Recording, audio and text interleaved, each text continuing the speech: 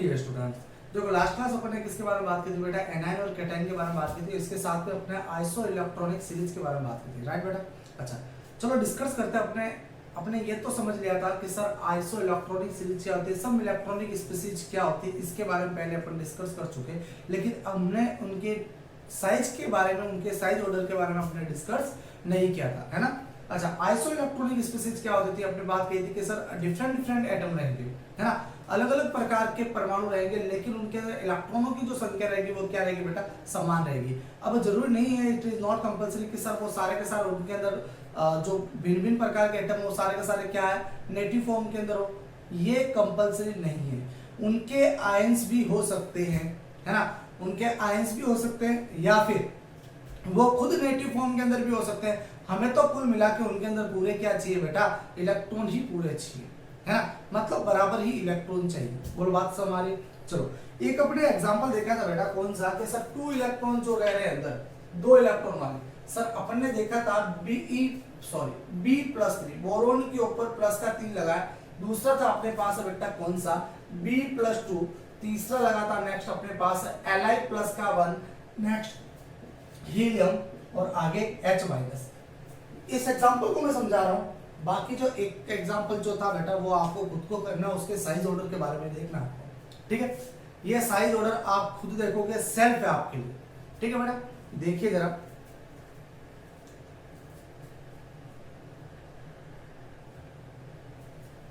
और बालक देखो जरा कैसे इसके साइज ऑर्डर के बारे में कैसे डिस्कस करेंगे। सर अगर मैं इसके नेटिव फॉर्म के अंदर बात करूं तो इसके अंदर 5 इलेक्ट्रॉन होंगे बालक, इसके अंदर कितने होंगे 4 इलेक्ट्रॉन, और इसके अंदर 3 इलेक्ट्रॉन, दैट इज इसके अंदर 2 इलेक्ट्रॉन, इसके अंदर कितने इलेक्ट्रॉन होंगे बेटा, 1 इलेक्ट्रॉन, है ना। अगर मैं इनके नेटिव फॉर्म के अंदर ही डिस्कस कर लिया जाए तो सबसे बड़ी जो साइज रहेगी सर वो अपने पास किसकी रहेगी, लिथियम की सबसे ज्यादा बड़ी साइज रहती है ना। उनके बाद इनकी साइज क्या होती है सर, उसके बाद बेरिलियम आता है, उसके बाद कौन आता है अपने पास, बोरोन आता है, बोरोन के बाद में हीलियम आता है और उसके बाद हाइड्रोजन आता है। तो सर ऐसे लगातार साइज डिक्रीज होती रहेगी, बराबर ना। अच्छा सबसे बड़ी साइज इसमें अभी कौन है, लिथियम है। लेकिन हमें क्या करना है कि सर इनमें से इनके आयंस के तौर पे देखना और सब इलेक्ट्रॉनिक स्पीसीज के तौर पे इनकी साइज को कैलकुलेट करना है कि सर इनकी साइज सबसे बड़ी किसकी साइज रहेगी और सबसे छोटी साइज किसकी रहेगी, है ना। अच्छा और जरा कि सर अगर मैं बात करूं तो सर इसके अंदर देखो इलेक्ट्रॉन और प्रोटॉन अभी दोनों बराबर है, इन सब के अंदर इलेक्ट्रॉन और प्रोटॉन बराबर है। कब रहेगा, जब मेरे पास एटम इन नेटिव फॉर्म, जब वो क्या रहेगा बेटा, नेटिव फॉर्म के अंदर रहेगा, है ना। जब नेटिव फॉर्म के अंदर रहेगा तो जनरली अपने पास से सारे इलेक्ट्रॉन और प्रोटॉनों की संख्या क्या रहेगी बेटा, बराबर रहेगी। अच्छा आओ आगे सुनते हैं। सर यहां से मैं बात करूं तो यहां पर देखो कि 3 इलेक्ट्रॉन बाहर निकाल दिए, यहां पर प्लस का 3 आया, दैट इज यहां पर कितने इलेक्ट्रॉन बाहर निकल गए, 3 इलेक्ट्रॉन बाहर निकल गए, तो पीछे कितने बचेंगे, 2 इलेक्ट्रॉन बचेंगे। अच्छा इलेक्ट्रॉनों की संख्या 2 होगी, प्रोटॉनों की संख्या कितनी रहेगी, 5 रहेगी, है ना। आगे सुनो सर, यहां पर 2 इलेक्ट्रॉन बाहर निकले, मतलब इलेक्ट्रॉनों की संख्या 2 और प्रोटॉन कितने, 4। अच्छा यहां पर वापस देखो इलेक्ट्रॉनों की संख्या 2, प्रोटॉनों की संख्या 3, यहां पर 2 ही है, 2 रहेगा बेटा। और लास्ट आफ्टर यहां पर इलेक्ट्रॉन की संख्या 1, सॉरी इलेक्ट्रॉन की संख्या 2 और प्रोटॉन की संख्या 1। अब रिपल्सन कैलकुलेट करना बेटा, यहां पर अब हम क्या देखेंगे, रिपल्सन को देखेंगे।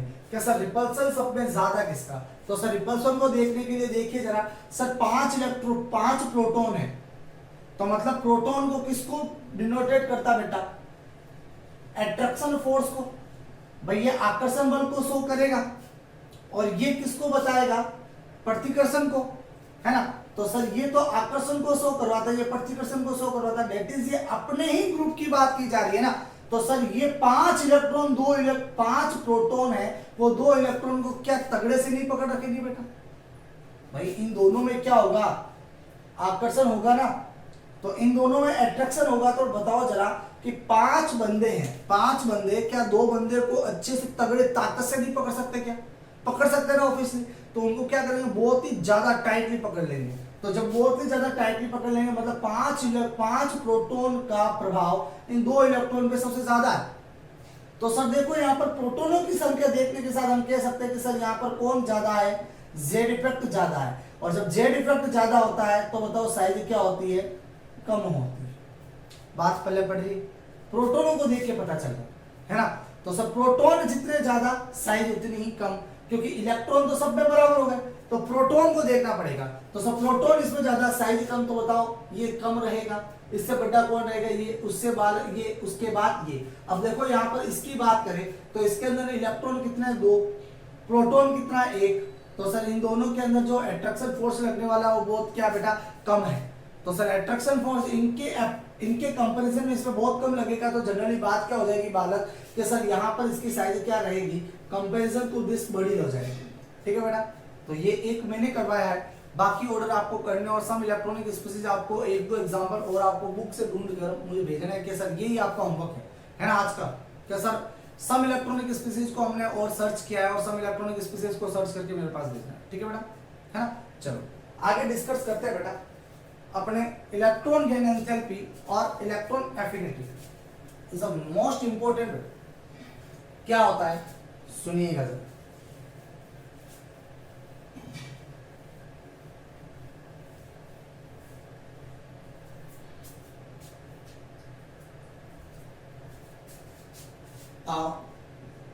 heading of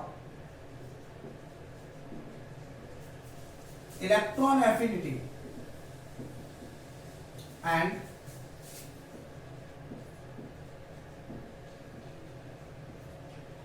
electron gain enthalpy. Hindi में कहेंगे बालक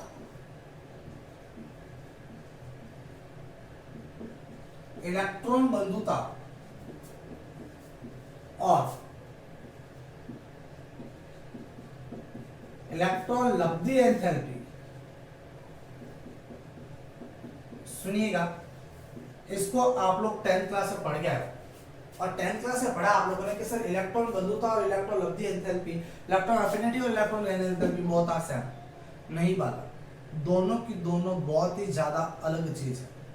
हाँ उनकी डेफिनेशन जो है वो थोड़ी सेम है, लेकिन इनके इफेक्ट्स, इनके जितने भी सीरीज चलने वाला है वो क्या है बेटा अलग है ना। कहीं कहीं पर जाकर दोनों के दोनों बराबर हो जाते हैं, लेकिन अपन ये भी नहीं कहेंगे कि सर दोनों के दोनों सेम है। हमें क्या करना है बेटा, दोनों के दोनों को क्या मान के चलना है, अलग ही मान के चलना है। बात समझ। अब देखो यहाँ पर इलेक्ट्रॉन एफिनिटी की बात हो रही है, हिंदी वाले तो समझ आएंगे सर बंधु है, बंधु का मतलब होता है दोस्त, है ना। मतलब एक एटम ऐसा रहेगा जो दोस्ती रखेगा।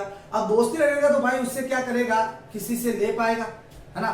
भाई कहते हैं ना अपना दोस्त वगैरह होता है कि भाई तेरे पास एक्स्ट्रा पेन है मुझे दे दे, है ना, तेरे पास ये अच्छी चीज है मुझे दे दे। तो वही चीज है कि सर यहाँ पर जो रहेगा वो इलेक्ट्रॉन से दोस्ती रखेगा, एक परमाणु इलेक्ट्रॉन से दोस्ती रखेगा, एक एटम इलेक्ट्रॉन से क्या रखेगा बेटा, फ्रेंडशिप रखेगा कि भाई आजा मेरे पास, है ना। तो सर इलेक्ट्रॉन क्या होते हैं, जनरली इलेक्ट्रॉन को ऐड करते हैं, और इलेक्ट्रॉन को ऐड करते हैं ना, उसी को अपन क्या बोलते हैं, इलेक्ट्रॉन एफिनिटी कहते हैं।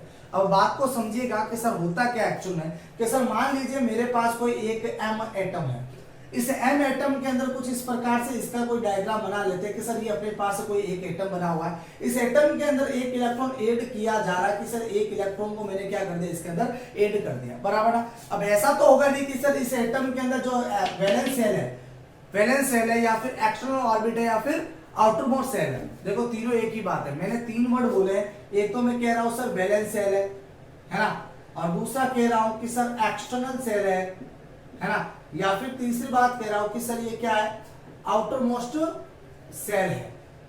अगर इनमें से कुछ भी बात की जाए, तीनों की तीनों बातें सेम है बेटा, ठीक है। अच्छा, संयोजी कोष, बाह्यतम कोष, और ये भी क्या है बेटा, बाह्यतम कोष, एक ही बात, ठीक है।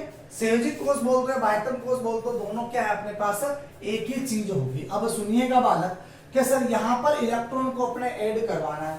अच्छा, यहाँ पर इलेक्ट्रॉन को ऐड करवाऊंगा तो ये तो होगा नहीं कि भाई इस वैलेंस सेल के अंदर सिर्फ ये एक इलेक्ट्रॉन होंगे नहीं, इलेक्ट्रॉन तो मौजूद होंगे, ऑब्वियसली जाहिर सी बात है भाई। अच्छा, यहाँ पर इलेक्ट्रॉन पहले से मौजूद है, अब जैसे मैं इलेक्ट्रॉन को एक ऐड करवाऊंगा तो इलेक्ट्रॉन ऐड करवाने पर यहाँ से क्या होगा बेटा, हीट रिलीज होगी, और जो वो हीट रिलीज होगी बेटा, ये हीट किसके रूप में रिलीज होगी बेटा, ये एनर्जी के फॉर्म में रिलीज होगी। बोलो बात समझ, ये बाहर निकलेगी, है ना। ध्यान रखना, किसी भी एटम में इलेक्ट्रॉन को ऐड करवाते हैं, किसी भी इलेक्ट्रॉन में किसी भी एटम में इलेक्ट्रॉन को ऐड करवाते तो हीट या एनर्जी रिलीज होती है ना, पहला स्टेटमेंट। दूसरा स्टेटमेंट, किसी भी एटम में से इलेक्ट्रॉन को बाहर निकालते तो हीट देनी पड़ती, मतलब हीट को वो एब्जॉर्ब करेगा। बात समझ आ रही ना।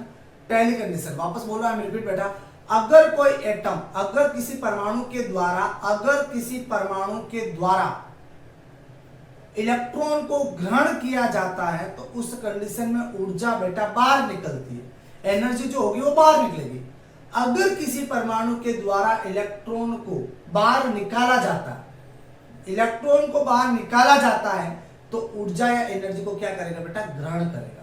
इफ एटम, अगर कोई एटम इलेक्ट्रॉन को ऐड करता है तो एनर्जी को रिलीज करता है ना, इलेक्ट्रॉन को ऐड करता है तो एनर्जी को रिलीज करता है, या फिर अगर कोई इलेक्ट्रॉन को लूज करता है तो हीट को क्या करेगा बेटा, एब्जॉर्ब करेगा। मतलब दोनों एक दूसरे से अपोजिट है, एक दूसरे से पूरक है, चलो। तो सर जनरली अपने बात होगी कि अब हम यहाँ पर क्या बात करेंगे, सुनिएगा कि सर यहाँ पर भी गेन की बात हो रही है, यहाँ पर भी गेन की बात हो रही है। इलेक्ट्रॉन तो यहाँ पर भी ग्रहण करवा रहा है, इलेक्ट्रॉन यहाँ पर भी ग्रहण करवा रहा है, तो दोनों अलग क्यों हैं, इसको भी डिस्कस करते हैं। ठीक है, चलो। तो सर अपने पास पहले लिख दो, आप हेडिंग लगाओ इलेक्ट्रॉन गेन एंथैल्पी। तो इलेक्ट्रॉन गेन एंथैल्पी की definition, when an isolated atom is added an electron, then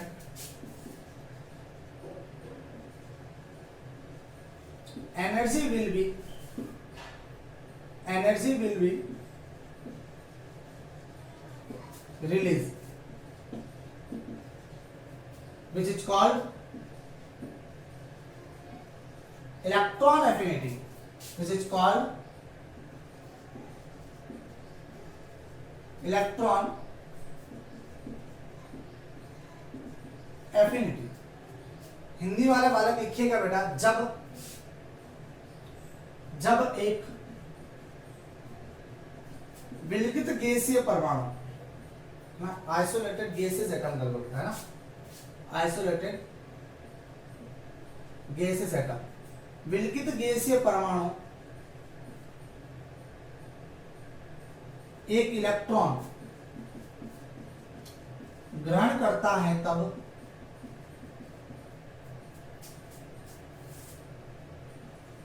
ऊर्जा विमुक्त करता है,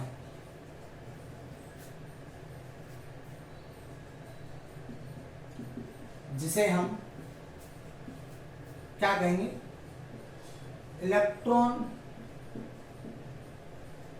बंधुता कहते हैं। ठीक है बेटा, फटाक से लिखो, फिर अपन दूसरी डेफिनेशन की बात करते हैं। हो गया ना, ये तो हटा दो हेडिंग, अब मैं जगह अच्छी है मेरे पर। सुनो आगे,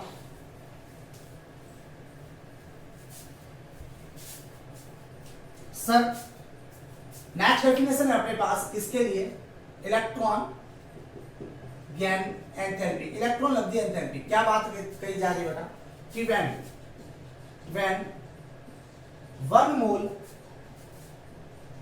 mole gases, 1 mole isolated gases atom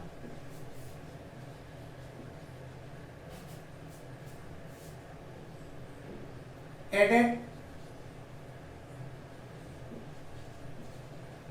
an electron,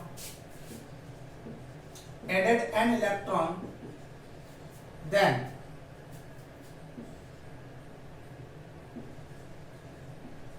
energy, 1 mole energy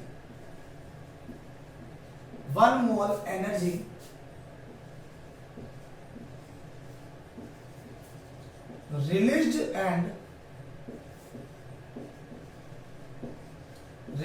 and absorbed, release and absorb, emit कर लो बेटा इसकी जगह, है ना, एक ही बात है। release and absorb, which is called which is called electron gain enthalpy. सुनिए बालक, हिंदी वाले, जब एक मोल विलगित गैसीय परमाणु द्वारा ऐसे 1 मोल करना है यहां पर, है ना, 1 मोल, 1 मोल इलेक्ट्रॉन को ग्रहण करने पर ऊर्जा विमुक्त करता है या ऊर्जा ग्रहण करता है, जिसे इलेक्ट्रॉन गेन एंथैल्पी कहा जाता है। देखो बालक, बहुत ही ज्यादा डिफरेंस हो गया इसमें, है ना। क्या डिफरेंस हो गया सर इसके अंदर? सर अपन ने जनरली बात करते हैं कि सर अपन ने क्या बात कही कि सर इलेक्ट्रॉन एफिनिटी जो थी अपने पास, इलेक्ट्रॉन एफिनिटी तो ओनली फॉर क्या कर रही थी जनरल, बिल्कुल सिर्फ इलेक्ट्रॉन को ग्रहण कर रही थी और एनर्जी को रिलीज कर रही थी। जो एनर्जी को रिलीज कर रही थी वही एनर्जी हमारे पास इलेक्ट्रॉन एफिनिटी कहला रही थी। और यहाँ पर बात कह रहे हैं कि सर 1 मोल इलेक्ट्रॉन 1 मोल एटम में देने पर या तो एनर्जी को रिलीज करता है या फिर एनर्जी को क्या करता है बेटा, एब्जॉर्ब करता है। तो सर इन दोनों कंडीशन में कोई एक कंडीशन चल जाती है। वहां पर तो एक कंपल्सरी थी सर, क्या थी, एनर्जी को रिलीज ही करना था, लेकिन यहाँ पर जो थी बेटा वो क्या थी कि एनर्जी को रिलीज भी कर सकती है और एब्जॉर्ब भी कर सकती है। तो सर दोनों कंडीशन चल गई यहाँ पर। तो इन दोनों कंडीशन के तहत अपन इसको क्या बोलते हैं बेटा, इलेक्ट्रॉन गेन एंथैल्पी कहते हैं। इज अ वेरी डिफिकल्ट, ये थोड़ा डिफरेंट है बेटा, है ना। तो सर यहाँ पर अगर डिफरेंस की बात करें तो डिफरेंस से क्या रहेगा सर, इस पर डिफरेंस जो रहेगा वो रहेगा कि सर इलेक्ट्रॉन गेन एंथैल्पी जो होती है इनकी वैल्यू वो पॉजिटिव भी हो सकती है और नेगेटिव भी हो सकती है। इलेक्ट्रॉन गेन एंथैल्पी की वैल्यू नेगेटिव और पॉजिटिव दोनों हो सकती है, बट इलेक्ट्रॉन एफिनिटी की जो वैल्यू आएगी बेटा, इलेक्ट्रॉन बंधुता का मान आएगा वो हमेशा के हमेशा कैसा आएगा, नेगेटिव वैल्यू आएगी। बात समझ में आ गई? चलो आगे बढ़े, ठीक है। तो सर आप एक नोट लगा के लिख लीजिएगा कि सर कैसे होता है। पहले एक एग्जांपल लिख लो। एग्जांपल मान लेते हैं कि अपने पास एक कोई सॉलिड है, इस सॉलिड के अंदर इलेक्ट्रॉन को ऐड करवाना, तो सर ये माइनस चार्ज के अंदर जा रहा है, गया। अब माइनस चार्ज के अंदर गया ये एक्वस के अंदर, ठीक है बेटा। इलेक्ट्रॉन को ऐड करवा रहा है, इलेक्ट्रॉन को ऐड करवाया, ये गया। सर यहां से इसकी एनर्जी जो होगी, एनर्जी वो रिलीज होगी, हो गई रिलीज। सर अब देखो ये एनर्जी रिलीज होती है, ये यहाँ पर कैसे बेटे प्लस वाला, इधर भेजो यहाँ पर कैसा आ जाएगा, नेगेटिव आ जाएगा। तो सर अपन कहेंगे कि अगर ये मेरे पास इलेक्ट्रॉन एफिनिटी का एग्जांपल है, तो सर ये इधर को आएगा, तो दैट इज मैं यहाँ पर क्या कहूंगा कि सर यहाँ पर इलेक्ट्रॉन एफिनिटी जो होगी वो क्या रहेगी, नेगेटिव रहेगी। कैसी रहेगी, नेगेटिव, है ना। आप एक नोट लगा के लिख लीजिए, electron affinity is always negative. लिखो, electron affinity is always negative, ठीक है। हिंदी वाले लिखे, इलेक्ट्रॉन बंधुता सदैव ऋणात्मक होती है, ठीक है। फटाफट लिखो इसको।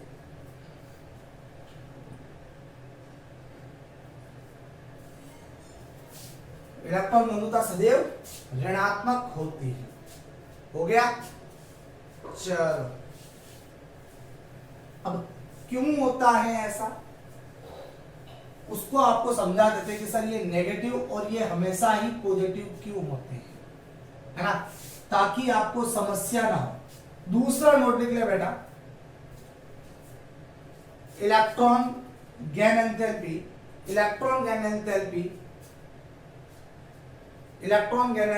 इज पॉजिटिव और negative, electron gain enthalpy is positive और नेगेटिव। इलेक्ट्रॉन लब्धी एंथैल्पी धनात्मक और ऋणात्मक हो सकती है, धनात्मक या ऋणात्मक हो सकती है ना। आप बेटा इसकी जगह मैं भी कर लो, इलेक्ट्रॉन गेन एंथैल्पी में भी पॉजिटिव और नेगेटिव, ठीक है। अच्छा आगे सुनिए जरा, सर ऐसा क्यों होता उसके बारे में डिस्कस करते हैं। मैं बात करता हूं कि सर मेरे पास मान लीजिए कोई एक आइसोलेटेड गैसेस एटम है, ये अपने पास है एक कोई मेटल ले लेगा, ये इलेक्ट्रॉन को ऐड करवा रहा हूं, इलेक्ट्रॉन को ऐड करवाते हैं तो सर यहाँ पर माइनस चार्ज आएगा, एक्वस जाएगा और क्या होगा बेटा, एनर्जी को रिलीज करेगा। सर दोनों कंडीशन में इलेक्ट्रॉन को दे रहे। सर मैं ये बेस्ट एग्जांपल मान रहा हूं किसका, इलेक्ट्रॉन एफिनिटी का। सर ये इलेक्ट्रॉन एफिनिटी का एग्जांपल है, ठीक है, ये सर इलेक्ट्रॉन एफिनिटी हो गई।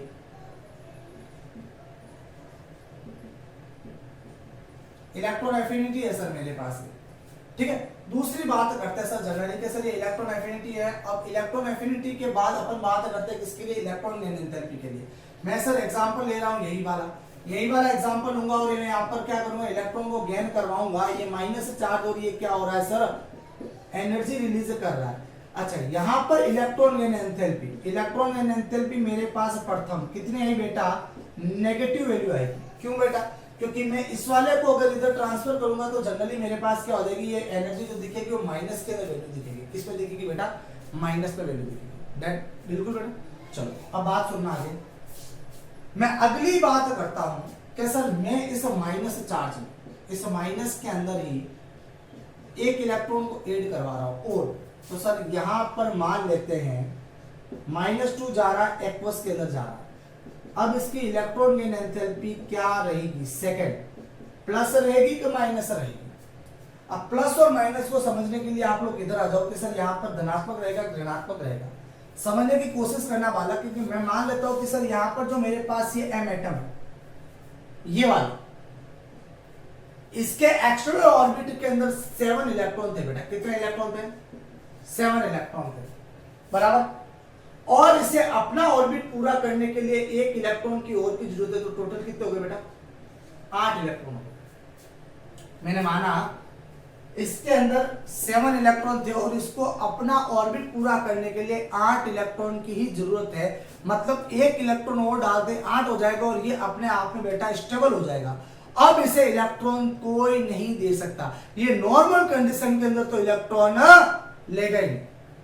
तो सर नॉर्मल कंडीशन के अंदर इलेक्ट्रॉन नहीं लेगा तो अपन क्या करेंगे सर, कि सर अब बात रही कि अगर इसके अंदर इलेक्ट्रॉन देना है तो एनर्जी देनी पड़ेगी। कोई बात समझ आ रही है भाई? वही बात कि सर एक बेंच पर 4 बच्चे आ रहे हैं, 4 की सीट खाली है, 3 बच्चे बैठ गए, है ना। अब एक और बैठता है तो चुपचाप आकर क्लास में आकर बैठ गया। अब रो एक ही खाली है, एक बच्चा और आ गया, मैंने कहा अब और बैठाओ, तो क्या करोगे, सारे के सारे नजदीक नजदीक खिसकोगे ना, अरे खिसकोगे ना। तो सर 500 बच्चा यहाँ पर आकर बैठेगा, बराबर। अब मैं कह दूं कि सर अब मुझे तो क्या करना है कि एक और बच्चा बैठा है, तो आप और नजदीक, मतलब अब मुश्किल हो जाएगा। मतलब क्या करेगा, हाँ मैं इधर से आकर पुश करना पड़ेगा। जब आपको इधर से पुश करेंगे तो थोड़ी सी जगह खाली पड़ेगी, और जगह अब मैंने जो पुश किया बेटा, तो मतलब मैंने आपको धक्का दिया, फोर्स लगाया, मेरी एनर्जी खत्म हुई। बात हमारी भाई, अपन कोई किसी भी कंटेनर के अंदर, किसी घर के अंदर है ना, कुछ सामान डालते हैं बर्नी वगैरह के अंदर, है ना। तो सर अगर ज्यादा हो जाता तो अपन उसको थोड़ा क्या करते हैं, सेट करने की कोशिश करता है, ऐसा हला है ना, ताकि थोड़ी सी जगह खाली हो जाए और डाल देते हैं, बराबर। तो सर आसानी से डाला, वो तो था अपनी पहली कंडीशन जहां पर एनर्जी नेगेटिव हो गई। अब अपन ने खुद ने एनर्जी खर्च की है, उसको ऐसे हिला कर गए, है ना, कोई चीनी वगैरह डालते पात्र के अंदर तो उसे हिलाया, तो सर वहां से जगह खाली हुई है। जो वहां पर जगह खाली हुई है वह जगह अपने एनर्जी वेस्ट हुई बेटा। अब अपन ने क्या कर दिया, अंदर चीनी डाल दी, मतलब इलेक्ट्रॉन डाल दी, एनर्जी तो गई ना। तो सर यहां पर अपनी क्या हुई, एनर्जी किधर ऐड होगी, इधर ऐड होगी, यहां से एनर्जी नहीं निकलेगी। अब एनर्जी क्या कर रहा है बेटा, एब्जॉर्ब कर रहा है। तो बताओ यहां पर सेकेंड ये वैल्यू कैसे रहेगी बेटा, पॉजिटिव वैल्यू। बोलो बात हमारी। अब अगर बात कर ले कि सर मुझे तो और भी डालना है, तो अब आप क्या करोगे, ऐसे पुश करोगे, है ना। तो सर ऐसे पुश करेंगे ताकि क्या हो जाए, थोड़ी और जगह हो जाए। तो सर इतनी जगह होने के लिए मुझे और ज्यादा एनर्जी देनी पड़ेगी। अगर इसके अंदर ही डालना है तो m-2 एक्वस के अंदर एक और इलेक्ट्रॉन को ऐड करवाऊंगा तो एनर्जी को मुझे क्या करना पड़ेगा बेटा, देना पड़ेगा। तो ये अब -3 का एक्वस। तो सर यहाँ पर इलेक्ट्रॉन गेन एंथैल्पी जो रहेगी बेटा, थर्ड वाली, वो क्या रहेगी, पॉजिटिव रहेगी। अब अगर मैं ऑर्डर लिखना चाहूं तो सर ऑर्डर इसका क्या रहेगा, सबसे ज्यादा वैल्यू किसकी, इलेक्ट्रॉन गेन एंथैल्पी थर्ड सबसे ज्यादा, उसके बाद इलेक्ट्रॉन गेन एंथैल्पी सेकंड, और उसके बाद इलेक्ट्रॉन गेन एंथैल्पी बेटा फर्स्ट। ये कुछ इस प्रकार ऑर्डर चलता है। बात आगे बेटा समझ, है ना। तो सर ये होता है इलेक्ट्रॉन गैन इंटैक्ट और इलेक्ट्रॉन एफिनिटी में डिफरेंस, ठीक है बेटा। अभी तक ये पूरा नहीं हुआ टॉपिक, अभी तो बहुत बड़ा है ना। अभी हमें इनके एग्जांपल्स के बारे में बात करनी है, कौन कौन सा पीरियोडिक टेबल में कॉन्सेप्चुअल चलता है। देखो एक्सेप्ट की बात नहीं करोगे, है ना। केमिस्ट्री कभी भी एक्सेप्शन, कभी अपवाद से भरी नहीं होती है, एक्सेप्शन से नहीं होती बेटा, वो हमेशा कॉन्सेप्चुअल होती है। और हमें कॉन्सेप्ट ही सीख कर उसका रीजन पता करना। जब रीजन याद होने लग जाएगा ना तो आपका काम आसान हो जाएगा, राइट बालक। तो सर आपको यही करना है।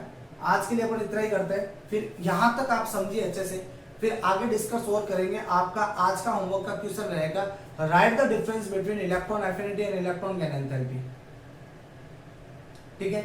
हिंदी वाले इलेक्ट्रॉन बंधुता और इलेक्ट्रॉन लब्धि एंथैल्पी में अंतर लिखोगे। यह आपका एक क्वेश्चन है मात्र, है ना। और एक क्वेश्चन जो आपका परसों मैंने जो एग्जांपल लिखवाया था आपको लास्ट क्लास के अंदर 10 इलेक्ट्रॉन्स वाला, उसको आपको क्या करना है, साइज के ऑर्डर में अरेंज करना है, ठीक है बेटा। आज के लिए इतना ही, बाकी का नेक्स्ट क्लास देखते हैं। तो बाय।